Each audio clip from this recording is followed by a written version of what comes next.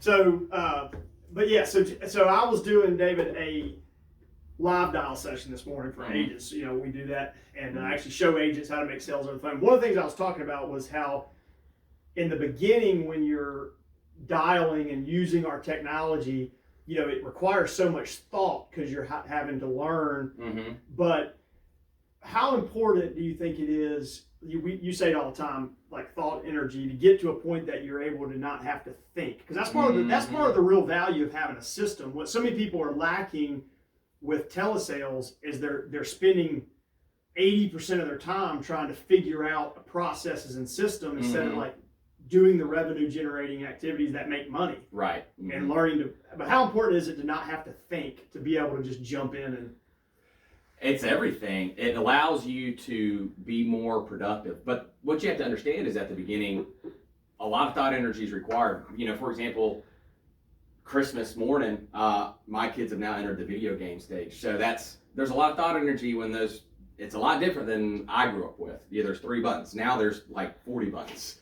And so learning, it takes time to think. You got to look down, come up, look down. But then as you do it, your body's reacting. Like, it's amazing to see my son just learn so quickly. They're sponges. We are too, but you have to understand that there's a process. So you don't want to get frustrated with it. So at the beginning, you have to understand, there's a lot of thought going into it. You're navigating even a CRM, the dot, whatever it may be. But as you do it, that energy goes away. It becomes muscle memory. It's like learning any type of thing that you do just requires repetition.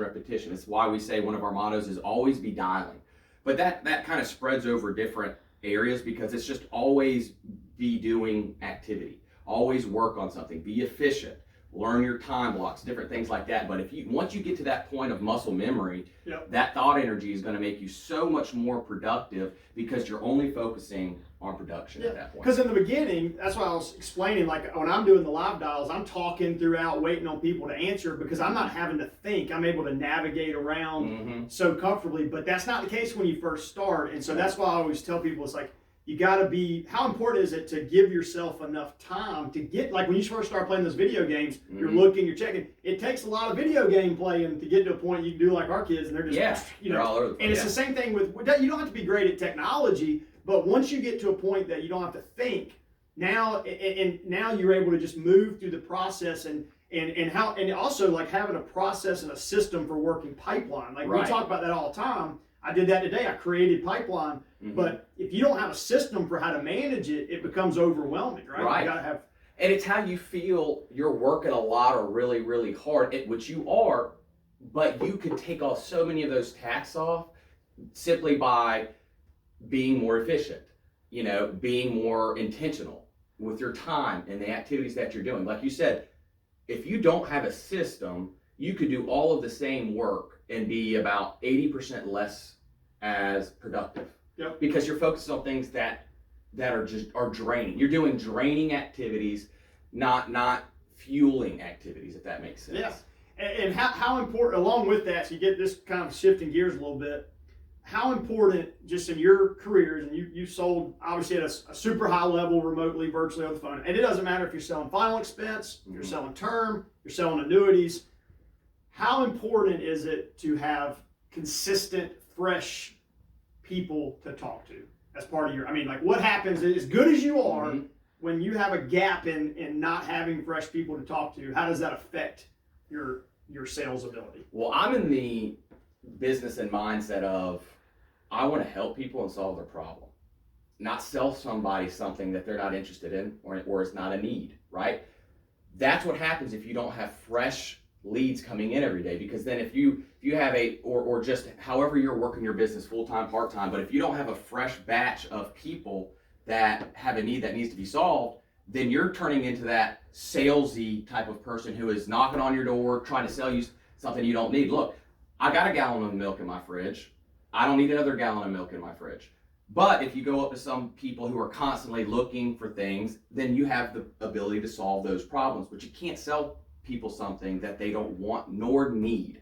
So if you don't have fresh leads coming in every day, that's what it will turn into. And again, that goes back to, you'll be putting in less efficient work, but it'll be harder work and more draining work as opposed to. And that's how the other most side. agents work. That's how a lot of them work. Yeah, I say that all the time. I mean, when I'm training agents, I said, we have agents that are better than us or better than me, but if I have the opportunity to speak to 5 times more people, I mean, I can be a little worse and actually produce at a higher level. Like, would you agree? I mean, it's not to say you don't get better. You do get better, but like you're comfortable speaking to someone that has zero interest in not getting rid of, but dispositioning, moving on from that lead because you have plenty of people to talk to. Right, and as you do the business, as you get older, you build a book of business. You have less needs to purchase the freshness. It's only because you then at that point have created a system to work a referral-based business. But at the beginning, in